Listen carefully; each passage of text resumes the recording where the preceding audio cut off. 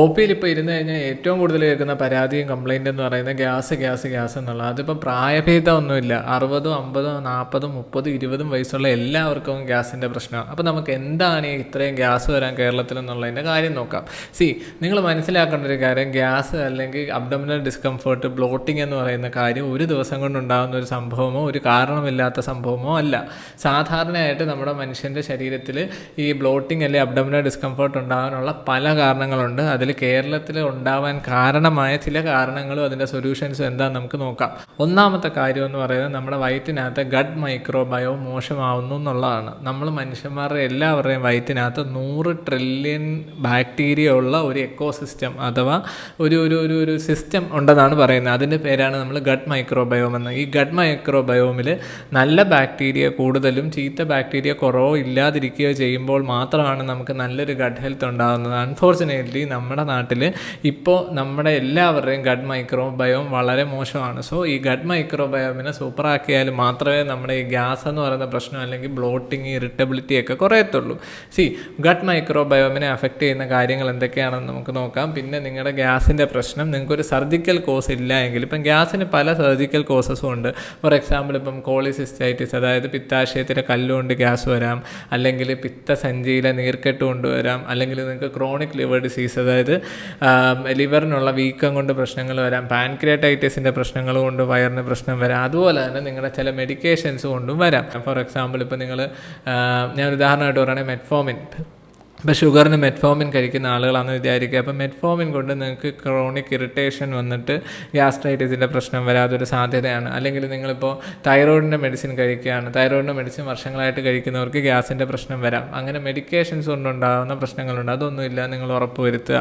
മൂന്നാമത്തതെന്ന് പറയുന്നത് നിങ്ങൾക്ക് ഏതെങ്കിലും ഒരു സർജിക്കൽ ഇഷ്യൂ കൊണ്ട് ഗ്യാസിൻ്റെ പ്രശ്നം വരാം. ഫോർ എക്സാമ്പിൾ ഇപ്പോൾ ഹയാറ്റസ് ഹെർണിയ കൊണ്ട് ഗ്യാസിൻ്റെ പ്രശ്നം വരാം, അല്ലെങ്കിൽ ഒരു സ്ട്രാങ്കുലേറ്റഡ് ഹെർണിയ അതുകൊണ്ട് ഗ്യാസിൻ്റെയോ ബ്ലോട്ടിങ്ങോ അല്ലെങ്കിൽ കോൺസ്റ്റിപ്പേഷൻ പോലത്തെ പ്രശ്നങ്ങൾ വരാം. അതെന്തെങ്കിലും ഉണ്ടോ നിങ്ങൾ നോക്കുക. അല്ലാതെ വരാവുന്ന പിന്നെ എന്ന് പറഞ്ഞാൽ നിങ്ങൾക്ക് ഈ പെപ്റ്റിക് അൾസർ കൊണ്ട് ഗ്യാസിൻ്റെ പ്രശ്നം വരാം. അതായത് വയറ്റിനകത്ത് അൾസറോ അല്ലെങ്കിൽ കുടലിനകത്ത് അൾസറോ കൊണ്ടോ ഇത് വരാം. സോ ഇതല്ല എന്ന് ഉറപ്പ് വരുത്തുക. ഇങ്ങനത്തെ കാര്യങ്ങളൊക്കെ ആദ്യം ഉറപ്പ് വരുത്തുക.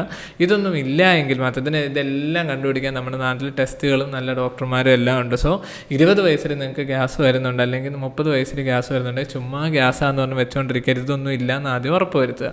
ഇതൊന്നും ഇല്ല എന്നിട്ട് നിങ്ങൾക്ക് ഗ്യാസിൻ്റെ പ്രശ്നം ഉണ്ടെങ്കിൽ അത് നമുക്ക് മാറ്റാനായിട്ട് 4 എളുപ്പമുള്ള വഴികളുണ്ട്. ഒന്നാമത്തേതെന്ന് പറയുന്നത് നമ്മുടെ വയറ്റിനകത്ത് ഫൈബറിൻ്റെ അളവ് കൂട്ടുക. അതായത് ഡയറ്റിനകത്ത് ഫൈബറിൻ്റെ അളവ് കൂട്ടുക. ഡയറ്റിനകത്ത് ഫൈബറിൻ്റെ അളവ് കൂട്ടുന്നത് എന്തിനാണെന്ന് വെച്ചാൽ നമ്മുടെ വയറ്റിനകത്ത് നല്ല ബാക്ടീരിയയുടെ വളർച്ചയ്ക്ക് പ്രൊമോട്ട് ചെയ്യാൻ വേണ്ടിയിട്ടാണ് നമ്മൾ ഫൈബറിൻ്റെ അളവ് കൂട്ടുന്നത്. അതോടൊപ്പം തന്നെ നമ്മുടെ മലബന്ധം പോലത്തെ കാര്യങ്ങൾ ഇല്ലാതാക്കാനും ഫൈബർ ഒരുപാട് ഹെൽപ്പ് ചെയ്യും. സോ അതുകൊണ്ട് ഫുഡിനകത്ത് ഫൈബർ കൂട്ടുക. ഫൈബർ കൂട്ടാൻ എന്ത് ചെയ്യണം? ഫ്രൂട്ട്സ് ആൻഡ് വെജിറ്റബിൾസ് നല്ലതുപോലെ കഴിക്കുക. അതാണ് ഒന്നാമത്തെ കാര്യം. രണ്ടാമത്തെ കാര്യം, ഈ ഫൈബർ മാത്രം ഇട്ടിട്ട് കാര്യമില്ലല്ലോ, നല്ല ബാക്ടീരിയ അവിടെ വരണ്ടേ.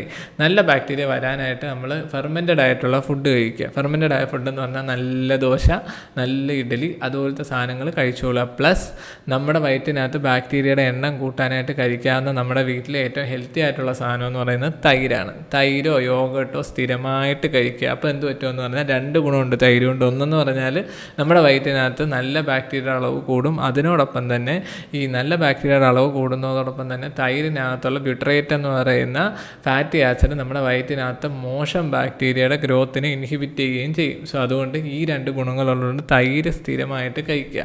മൂന്നാമത്തത്, ഈ നല്ല ബാക്ടീരിയ ഉണ്ടായാൽ മാത്രം പോരല്ലോ, നല്ല ബാക്ടീരിയ ഉണ്ടായത് നശിക്കാതിരിക്കാൻ എന്ത് ചെയ്യണം? നമ്മൾ കഴിക്കുന്ന ഇറിറ്റൻസ് മുഴുവൻ നിർത്തുക. എന്തൊക്കെയാണ് ഇറിറ്റൻസ്? നിങ്ങളൊരു ബേക്കറിയിലേക്ക് പോയിട്ട് ആ ഷെൽഫിലേക്ക് നോക്കിയിരിക്കുന്ന എല്ലാ സാധനവും ഇറിറ്റൻ്റാണ്. എന്താണെന്ന് വെച്ചാൽ പച്ചവെള്ളം കുഴപ്പമില്ല കേട്ടോ ബേക്കറിയിൽ. അപ്പോൾ ഈ ഇറിറ്റൻ്റ് ആയിട്ടുള്ള സാധനങ്ങളെല്ലാം പൂർണ്ണമായിട്ട് ഒഴിവാക്കുക. അതായത് കോമൺ ആയിട്ടുള്ള ഇറിറ്റൻ്റ് എന്ന് പറഞ്ഞാൽ കാർബണേറ്റഡ് ആയിട്ടുള്ള ബിവറേജസ്, പാക്കേജ്ഡ് ഫ്രൂട്ട് ജ്യൂസ്, മദ്യപാനം, സിഗരറ്റ് വലി, ഇതുപോലത്തെ എല്ലാ പരിപാടികളും ഒഴിവാക്കുക. ഇതെല്ലാം ഒഴിവാക്കുമ്പോൾ തന്നെ നിങ്ങളുടെ വയറ്റിൽ ബാക്ടീരിയ ഹാപ്പിയാവും.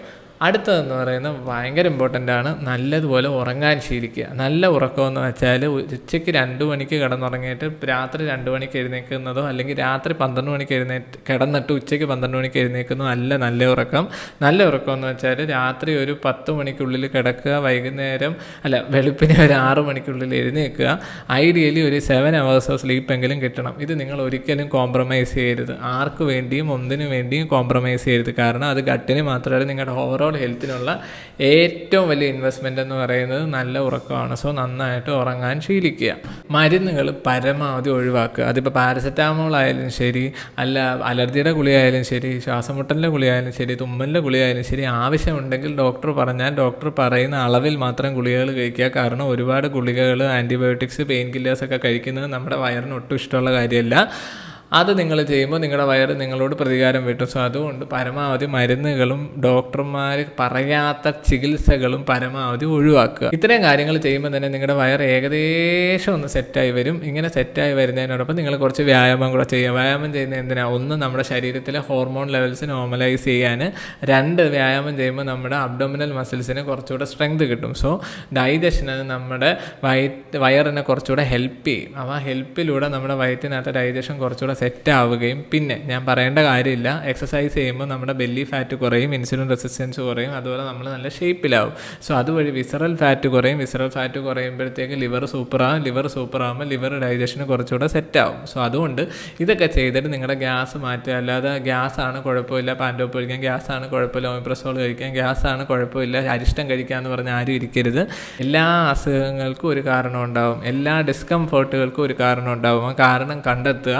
ആ കാരണത്തിനുള്ള സൊല്യൂഷൻ എപ്പോഴും ഒരു മരുന്നാവണം നിർബന്ധമില്ല. ചിലപ്പോൾ നമ്മുടെ തീരുമാനങ്ങളോ നമ്മുടെ ഭക്ഷണങ്ങളോ നമ്മുടെ കൂട്ടുകാരോ ഒക്കെ ആവാം. സോ അതൊക്കെ കറക്റ്റ് ചെയ്യുക, ലൈഫ് അടിപൊളിയായിട്ട് കൊണ്ടുപോവുക. എല്ലാ ദിവസവും ആശുപത്രി പോകുന്ന ശീലം എല്ലാവരും ഒഴിവാക്കുക.